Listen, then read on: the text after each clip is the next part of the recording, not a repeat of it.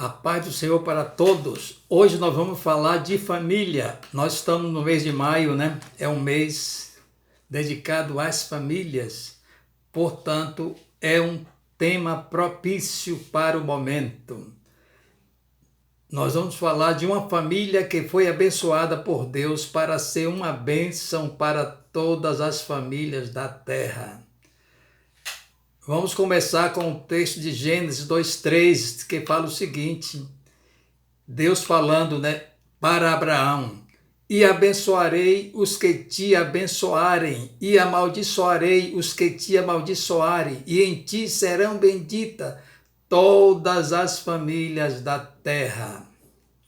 Deus criou a primeira família visando encontrar nela uma base de obediência para que toda a sua geração fosse igualmente abençoada.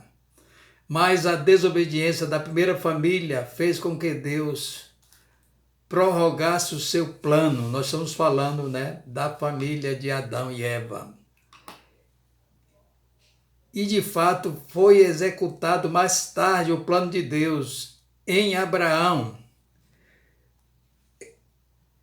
Deus encontrou um homem obediente, né, um homem de fé, o nosso pai na fé, né, para que a partir da sua família todas as famílias da terra fossem abençoadas com a bênção do Senhor.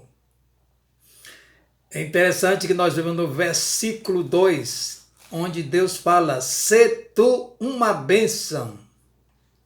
Abraão foi abençoado para ser também uma bênção, assim como você foi abençoado por Deus para ser também uma bênção na vida de outras pessoas, na vida de outras famílias. A família foi abençoada para se tornar abençoadora. Uma família alcançada pelas bênçãos do Senhor seguirá abençoando toda a geração. A obediência quebrada por uma geração afeta negativamente a próxima geração. O lar é uma escola para perpetuar a bênção do Senhor. O lar é uma escola cujos alunos são os filhos ou alguma criança que está sob o cuidado de uma outra família, né, para educar e criar, que depois de formados partem para as diversas atividades no mundo, porque nós sabemos que é nas famílias, né, que formam os cidadãos, né? Todos, sem exceção, passam por essa escola. A sociedade costuma dar notas, né, aos seus cidadãos, né? Muitas vezes nós percebemos alguém falar: essa pessoa não presta, é ruim, né, péssima, essa outra aqui é boa, é uma pessoa digna. Então as pessoas dão nota 0 a 10. Eles atribuem então às pessoas pelas suas qualificações ou pelas suas más atuações. Mas nós temos que esclarecer, né, que todas elas passaram pela escola do lar. Se os pais, o responsável pelo lar, não tomarem a rédea para forjar o caráter cristão na vida dos filhos, o inimigo seguramente a tomará e os educará, né? Eu garanto que com êxito. Se os responsáveis forem neutros na educação, o inimigo jamais será. Os pais, então, não podem, de maneira nenhuma, cruzar os braços, porque a falta de ação deles implicará na ação do inimigo, que não dorme em serviço. Está escrito em Provérbios 22:6, né? Educa a criança no caminho que deve andar, e até quando envelhecer não se desviará dele. Os autores Concorda que esse versículo, quando ele dá a instrução, né, ele apresenta um único caminho, o caminho da verdade com Deus, o caminho da palavra de Deus. Ele não está dando uma escolha para a criança, mas você tem que canalizar ela para o único caminho que produzirá vida e os benefícios esperados, que é o caminho da palavra. Há estatísticas que informam que se você colocar duas crianças, a uma delas você escolher ensinar a palavra de Deus, ensinar os caminhos do Senhor, e a outra deixar livremente para que ela escolha. A que você educou nos caminhos do Senhor, certamente aprenderá os caminhos e será um bom cidadão, um homem temente ou uma mulher temente a Deus. Mas a pessoa que você deixou livre, certamente ela escolherá seguir o mal. Isso porque o homem já há uma tendência do homem de naturalmente escolher o mal, o caminho do mal, se ele não for interceptado pelo caminho do bem. Ensinar o caminho é andar no caminho com o menino. É acordar antes do menino para ambos não perder a lição, por exemplo, da escola bíblica. É orar e se alegrar sempre com o menino na presença do Senhor. É você ensinar os princípios da palavra de Deus, juntamente com ele, vivendo com ele. E os pais ou responsáveis devem se preocupar de domingo a domingo na formação do menino, tanto para ser um bom profissional na vida que nós vivemos, né, que a palavra diz que é 70 anos, os dias da melhor vivência, né, o que passa disso é enfado e canseira. Mas o fato é que esta vida aqui, que seja 100, 110 anos, 130, é uma vida curta se comparado com a eternidade. Então essa criança também, principalmente, ela precisa ser preparada para viver uma eternidade com Cristo. E é bom lembrar que nós só temos uma vida para viver a eternidade. E ela é obtida aqui juntamente com a vida terrena, né? A vida eterna é obtida nesta vida terrena. A eternidade precisa começar aqui, ou não se terá ela no porvir, ao lado de Cristo, né? Por isso você tem que perceber a importância de cuidar da criança para aplicar nele, né, o eterno, se preocupar nele, formar nele a vida eterna em Cristo. Vamos meditar em João 3,36, que diz: quem crê no Filho tem a vida eterna. Aquele que não crê no Filho não verá a vida, mas a ira de Deus permanece sobre ele. É o que diz a palavra de Deus.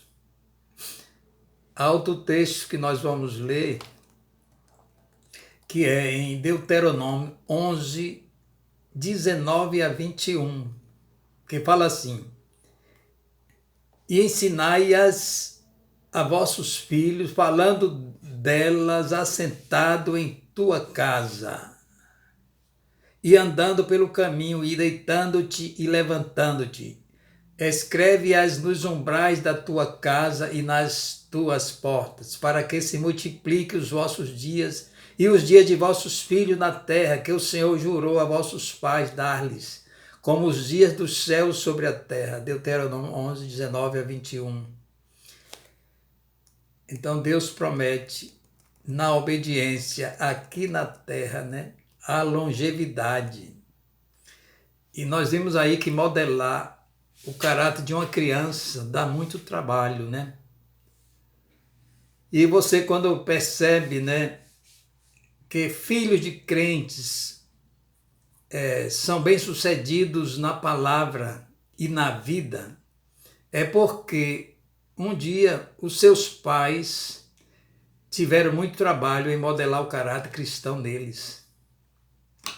Mas de antemão, eu esclareço, né, que como pai, né, e avô, onde eu sempre me preocupei em dar o conhecimento cristão aos filhos, né, eu devo dizer que é prazeroso educar os nossos filhos no caminho do Senhor, porque nós vamos vendo de contínuo o caráter de Cristo sendo formado neles. Então, cedo eles aprendem a orar, já aprendem a pôr as mãos, né? Já recebem unção do Senhor, né? Para até curar pessoas no nome de Jesus. Então, desde cedo, eles já têm uma palavra segura, né? Não é muito tarde, não, é cedo mesmo. 5 anos, 6 anos, nos meus filhos já percebia essa atividade, né? E tudo isso aprendida em casa. Então,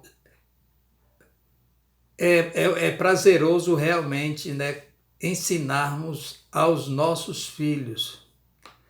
Você deve entender que há uma necessidade, né, essencial de ensinar aos seus filhos. Algo essencial é algo indispensável, não é como necessário, né, que você pode dispensar, mas é essencial, assim como você come, como você bebe, né?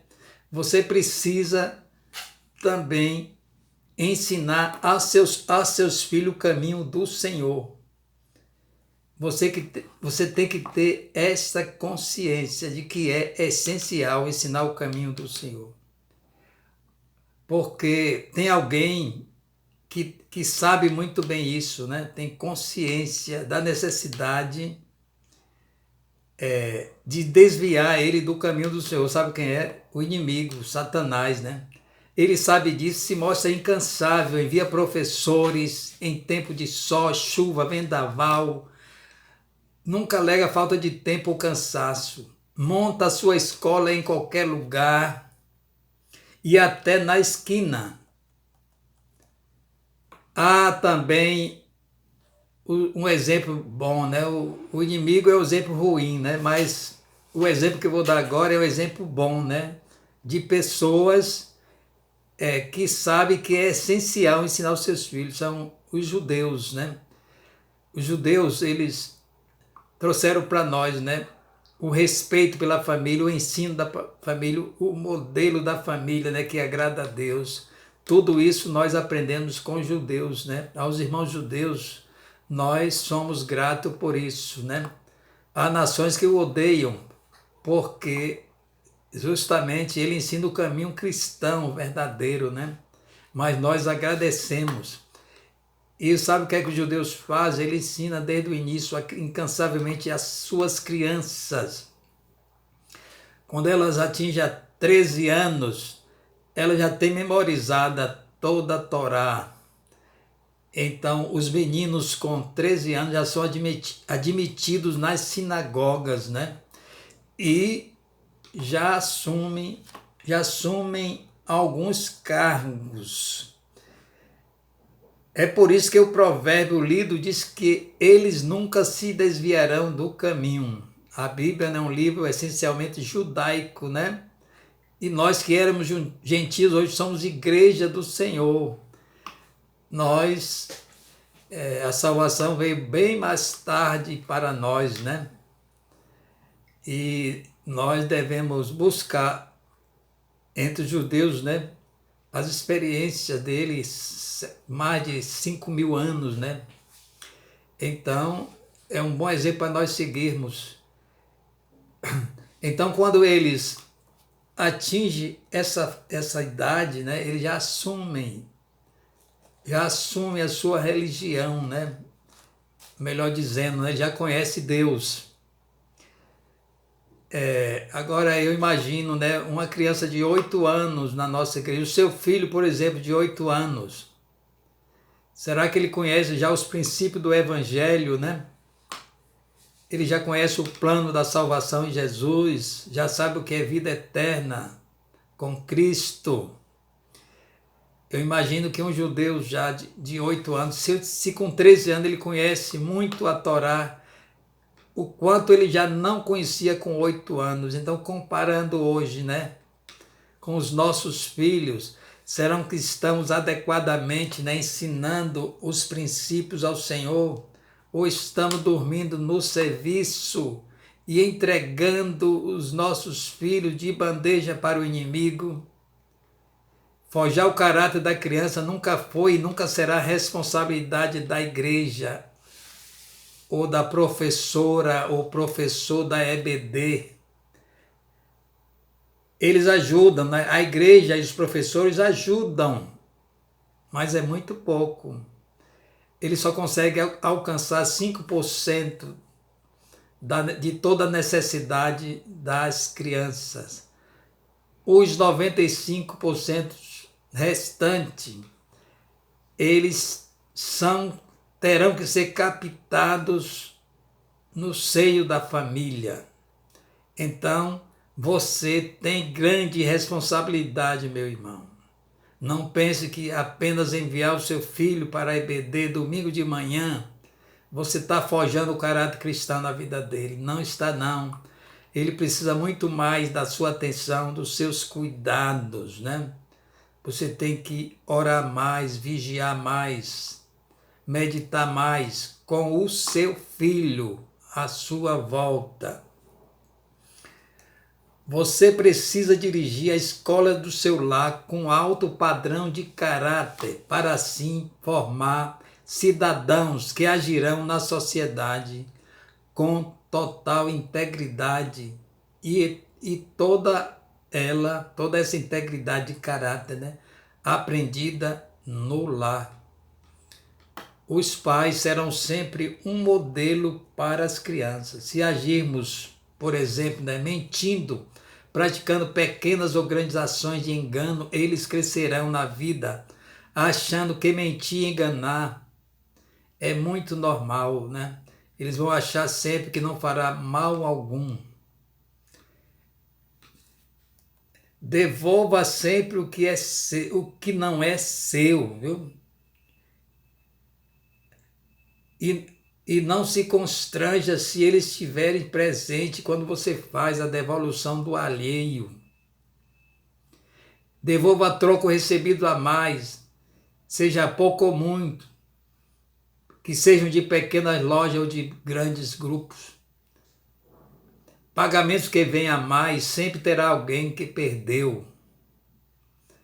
Então, crie nele o hábito de devolver o que não é dele, o que não lhe pertence. Isso causa nele um impacto grande de honestidade. E é nas pequenas coisas que nós começamos. E é em casa, é educando em casa. Eu quero contar um exemplo que aconteceu comigo há uns 25 anos. Então eu fui a um banco realizar um recebimento, pagamento e recebimento, né? E o caixa me deu ali um troco, me deu ali o que eu precisava, né? O que eu queria. Mas só que ele me deu a mais R$ 100. Então eu disse para ele, falei assim, baixinho, só para ele ouvir, né? E disse, olha, você me pagou errado. Aí ele chegou, ficou bravo, falou alto, né? E disse assim, não, eu lhe dei muito certo, estava certo. Ele disse, calma, rapaz. Aí eu falei bem alto, né? Porque ele me envergonhou, eu não ia ficar por baixo de jeito nenhum. Ele disse, calma, meu rapaz, eu só estou querendo devolver R$ 100 que você me pagou a mais. Aí ele ficou amarelo. Aí eu devolvi para ele, né? E graças a Deus que eu sempre procedi assim e passei para meus filhos, né? Esta qualidade de caráter. Eu imagino, né, que R$ 100 há 25 anos atrás, né, era muito tinha muito poder aquisitivo maior do que hoje, né? Muita gente acha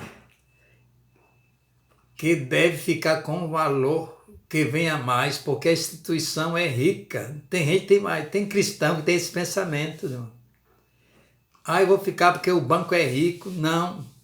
Você deve devolver a importância por dois motivos. O primeiro é que não é seu. Se não é seu, então você não deve ficar com aquele dinheiro. Vai ser uma maldição em sua vida. E o outro motivo é porque quem perde mesmo é o funcionário, é o caixa. O banco não perde nada. Aquele exemplo que eu dei, né, aquele caixa, certamente ele perderia R$100. E no fechamento ele teria que reembolsar, né, aquele valor ao banco. Então ensine a sua criança a devolver objetos como lápis, borracha, que aparece em sua mão, ou até 10 centavos. Lembre que isso está forjando o caráter da criança. Você está formando dele uma criança saudável, de boa palavra, né? Ele precisa fazer isso porque ele está sendo um cidadão de Cristo, tem a mente de Cristo já, e também ele vai ser um ótimo cidadão, né? Vai ser bom para a sociedade. Jesus disse que quem aprende a ser fiel no pouco será fiel no muito. Quem é infiel no pouco, e se os pais fizerem vista grossas, né? No futuro, essa criança poderá se tornar um ladrão. Pense nisto. Outra coisa, nunca minta ou suprima informações para obter vantagem nesta vida, principalmente se for na presença da criança. Seja fiel em tudo de uma forma natural. É sempre melhor você perder algo para não mentir. Você tem que lembrar também que a mentira é fruto do diabo, porque ele é o pai da mentira. Se você mente, você está querendo ser filho do diabo. Melhor é ficar com a consciência limpa que obter vantagens com mentira. Lembre-se, você é observatório dos seus filhos. Você sempre será um padrão para os seus filhos, ou de bom ou de ruim.